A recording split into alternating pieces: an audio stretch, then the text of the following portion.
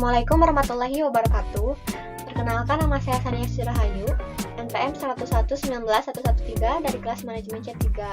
Di sini saya akan mempresentasikan materi tentang kompensasi untuk memenuhi ujian akhir semester mata kuliah manajemen sumber daya manusia.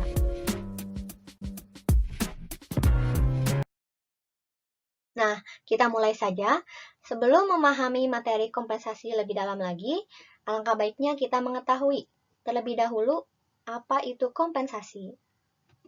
Kompensasi adalah keseluruhan imbalan yang diberikan kepada para karyawan sebagai balasan atas jasa atau kontribusi mereka terhadap organisasi atau perusahaan. Ada juga yang mengatakan bahwa kompensasi adalah penghargaan atau imbalan, baik itu secara langsung maupun tidak langsung, atau finansial maupun non-finansial yang adil dan layak kepada karyawan sebagai balasan atas kontribusi atau jasanya terhadap pencapaian tujuan organisasi atau perusahaan. Nah, kata kuncinya yaitu imbalan, penghargaan, dan pembayaran yang diberikan.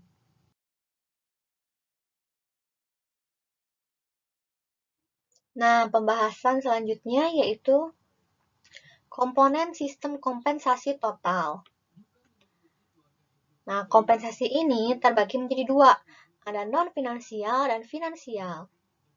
Yang non-finansial itu terbagi menjadi dua lagi, yaitu imbalan karir dan imbalan sosial. Imbalan karir itu seperti rasa aman, pengembangan diri, fleksibilitas karir, dan peluang kenaikan penghasilan. Lalu yang imbalan sosial seperti simbol status, pujian dan pengakuan, kenyamanan tugas, dan persahabatan. Nah, ada juga yang finansial. Itu juga dibagi menjadi dua, ada kompensasi tidak langsung dan kompensasi langsung. Nah, kalau kompensasi yang tidak langsung itu seperti perlindungan umum, perlindungan pribadi, bayaran tidak masuk kantor, dan tunjangan siklus hidup. Lalu yang kompensasi yang langsung itu seperti gaji pokok, pembayaran berdasarkan keterampilan, dan pembayaran berdasarkan kinerja. Nah, selanjutnya yaitu tujuan kompensasi. Pertama, mendapatkan karyawan yang cakap atau kompeten. Jadi, kompensasi harus cukup tinggi untuk menarik para pelamar karena banyak pengusaha yang bersaing untuk mendapatkan pekerja berkualitas tinggi. Lalu, mempertahankan karyawan yang sudah ada, karena pekerja mungkin akan berhenti jika tingkat balas jasa tidak kompetitif. Lalu selanjutnya itu menjamin terciptanya keadilan atau equity. Jadi manajemen kompensasi harus menciptakan keadilan internal dan juga eksternal. Lalu selanjutnya memberikan penghargaan atas perilaku yang diharapkan, yaitu sebagai perangsang agar perilaku yang diharapkan muncul kembali di masa depan. Selanjutnya itu mengendalikan biaya. Jadi agar dapat mempertahankan pekerja dengan tingkat biaya yang wajar, tidak terlalu tinggi juga tidak terlalu rendah. Selanjutnya itu mengikuti peraturan-peraturan yang berlaku atau hukum yang berlaku. Selanjutnya menumbuhkan saling pengertian. Jadi agar mudah dipahami oleh para spesialis sumber daya manusia, manajer pelaksana, dan karyawan. Yang terakhir itu membantu menciptakan efisiensi administrasi. Jadi harus dirancang agar dapat dikelola secara efisien dan mengoptimalkan penggunaan sistem informasi sumber daya manusia. Nah, selanjutnya yaitu sistem imbalan, yaitu dari kemampuan dan keterampilan, motivasi, dan pengalaman. Nah, akan menjadi hasil kerjanya yaitu individual. Lalu dilakukan evaluasi kinerja, lalu akan menghasilkan imbalan intrinsik dan imbalan ekstrinsik, lalu yang nantinya akan menjadi kepuasan.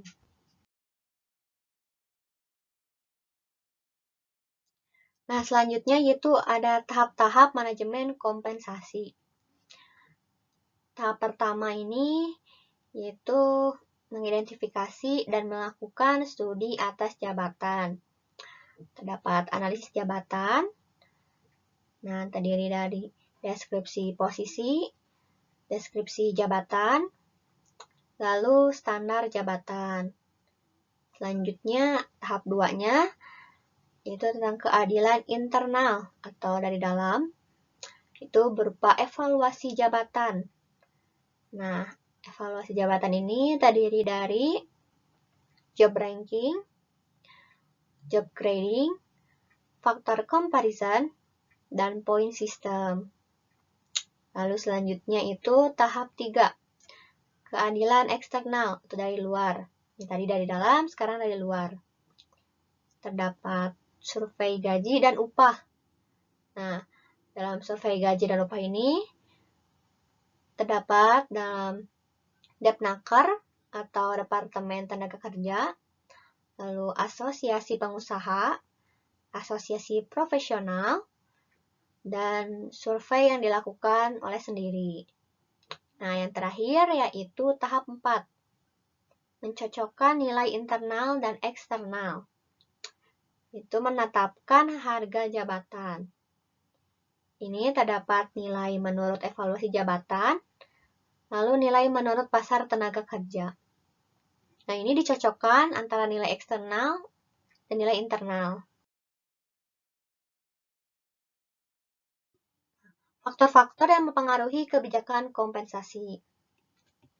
Pertama, yaitu cukup memadai, artinya memenuhi persyaratan minimal, atau pemerintah, serikat pekerja, dan manajerial. Yang kedua, yaitu pantas, patut, wajar, dan adil. Jadi artinya setiap orang sebaiknya dibayar secara adil, sesuai dengan usaha, kemampuan, dan keterampilannya. Selanjutnya, seimbang, cocok, atau balance. Jadi, gaji, tunjangan, dan imbalan lainnya sebaiknya berupa paket imbalan yang layak atau pantas. Selanjutnya, cost efektif. Jadi, sebaiknya tidak berlebihan, dipertimbangkan sesuai dengan kemampuan organisasi. Lalu, aman atau secure. Jadi, sebaiknya dapat membantu karyawan merasa aman dalam memenuhi kebutuhan dasar mereka. Yang terakhir, incentive providing. Jadi, sebaiknya dapat memotivasi karyawan untuk bekerja lebih efektif dan produktif.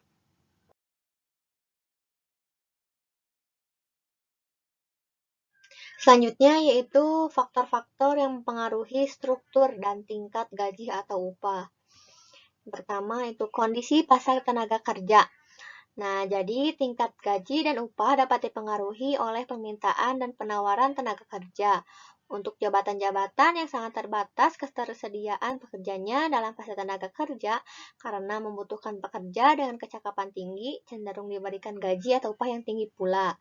Nah, di sisi lain, untuk jabatan yang penawaran pekerjanya melimpah, tingkat gaji atau upah biasanya cenderung rendah.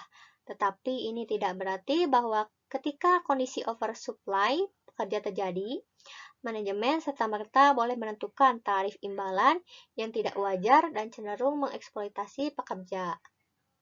Nah, yang kedua yaitu peraturan pemerintah.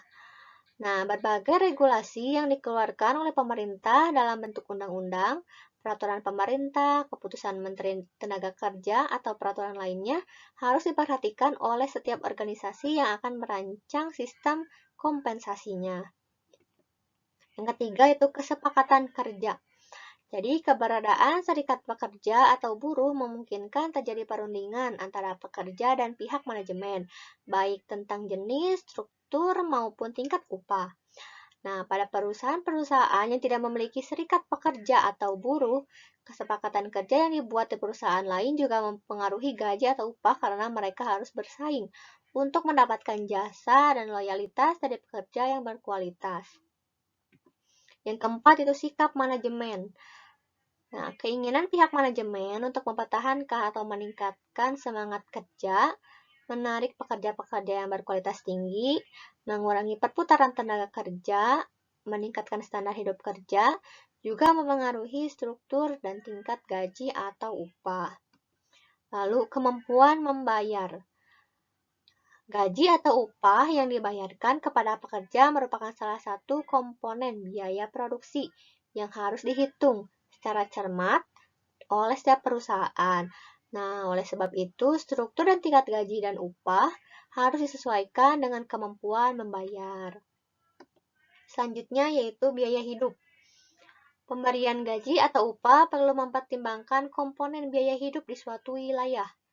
Tingkat upah di kota-kota besar dengan biaya hidup yang tinggi tentu harus dibedakan dengan tingkat upah di daerah dengan biaya hidup yang lebih rendah. Nah, ketentuan upah minimum yang ditetapkan pemerintah biasanya juga memperhitungkan biaya hidup di provinsi, kota atau kabupaten, atau wilayah tertentu. Selanjutnya yaitu evaluasi jabatan.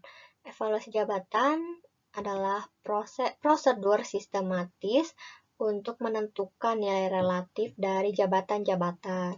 Ada juga yang mengatakan bahwa evaluasi jabatan adalah proses sistematis untuk mendefinisikan nilai atau ukuran relatif jabatan-jabatan di dalam sebuah organisasi, agar dapat menetapkan relativitas internal dan memberikan dasar untuk merancang struktur gaji atau upah yang adil, menempatkan jabatan di dalam struktur, dan mengelola relativitas pekerjaan dan gaji atau upah.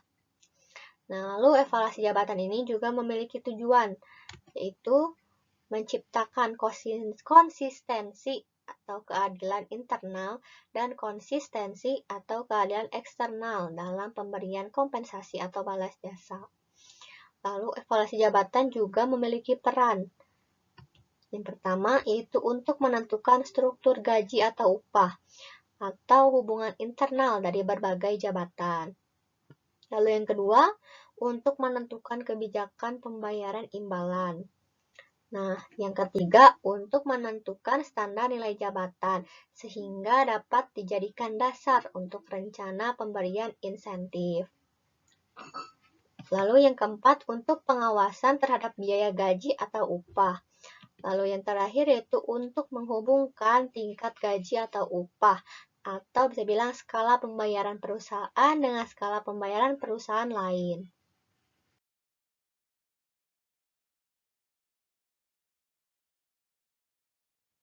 Selanjutnya yaitu metode evaluasi jabatan. Yang pertama, sistem peringkat atau job ranking atau ranking system. Nah, sistem peringkat ini merupakan metode evaluasi jabatan yang paling sederhana dan sekaligus paling tidak akurat. Evaluasi dilakukan dengan cara membandingkan derajat atau tingkat sebuah jabatan secara keseluruhan dengan jabatan lain tanpa memberikan nilai dalam bentuk angka. Nah, langkah-langkah evaluasi jabatan dengan sistem ini, yang pertama, mengkaji informasi, analis jabatan, yang kedua, menentukan perangkat tiap jabatan secara subjektif berdasarkan arti pentingnya secara relatif dibandingkan dengan jabatan-jabatan dalam organisasi untuk menentukan jabatan mana yang lebih tinggi tingkatannya. Yang ketiga, menentukan besarnya upah untuk masing-masing jabatan berdasarkan peringkat jabatan dari hasil perbandingan sebelumnya. Yang kedua yaitu sistem kelas atau job grading atau classification system. Nah, metode ini sedikit lebih canggih dibandingkan sistem peringkat karena telah menggunakan ukuran nilai yang ditentukan lebih dulu. Ukuran nilai ini adalah tingkat atau kelas jabatan. Nah, langkah-langkah evaluasi jabatan dengan sistem ini, yang pertama menyusun kelas atau golongan jabatan dan menggunakan deskripsi jabatan yang bersifat umum. Yang kedua, menentukan nilai relatif sebuah jabatan dengan membandingkan deskripsi jabatannya dengan deskripsi jabatan dari kelas jabatan yang ada.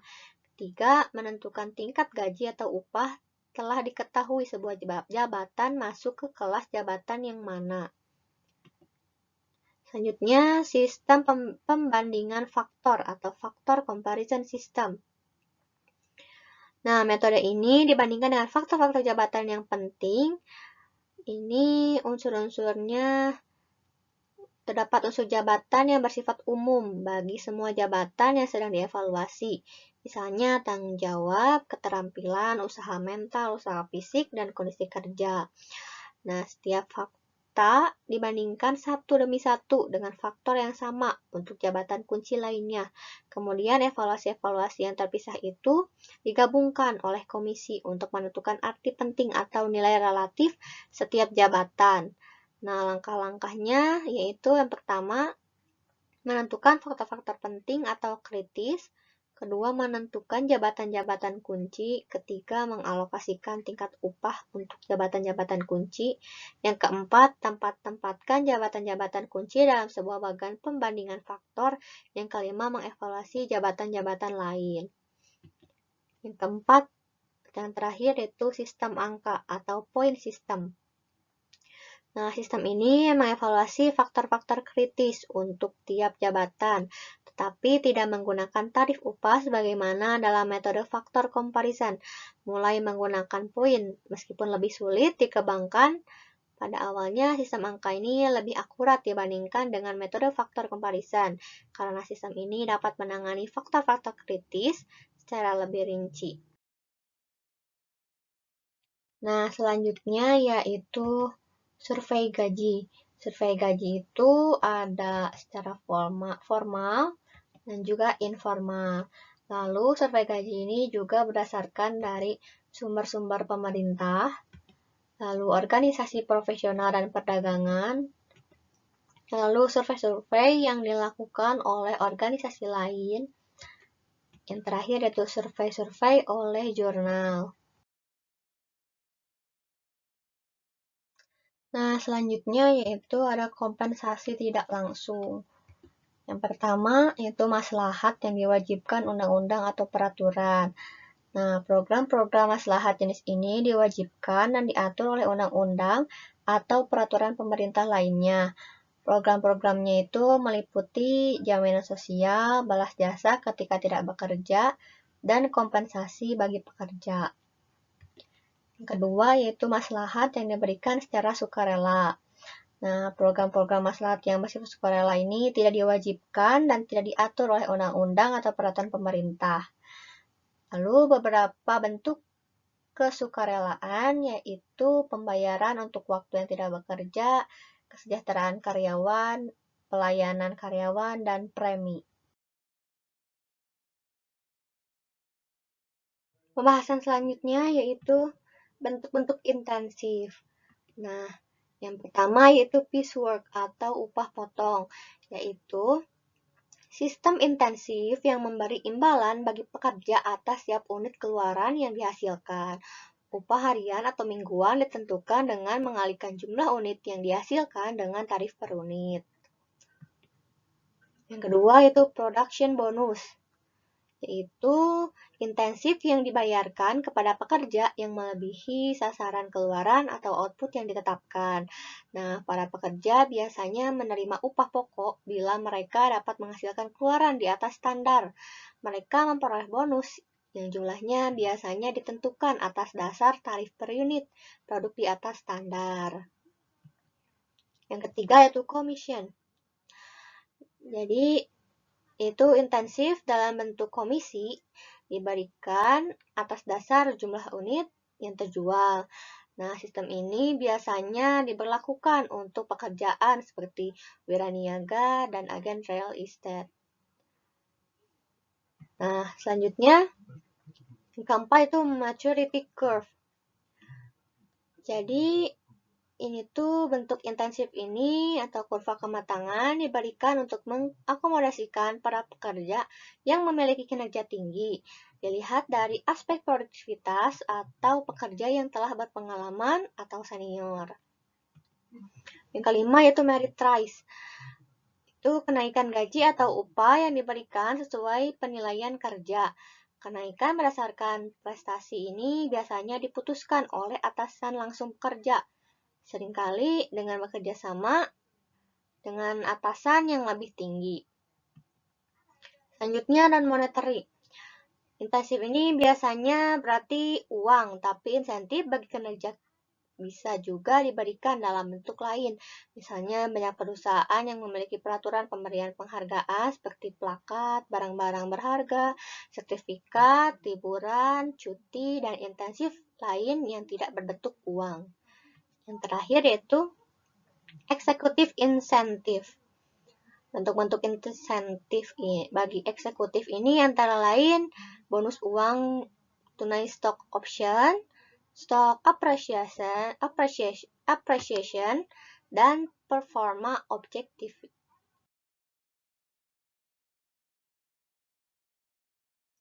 Nah, pembahasan terakhir yaitu bentuk-bentuk bagi hasil.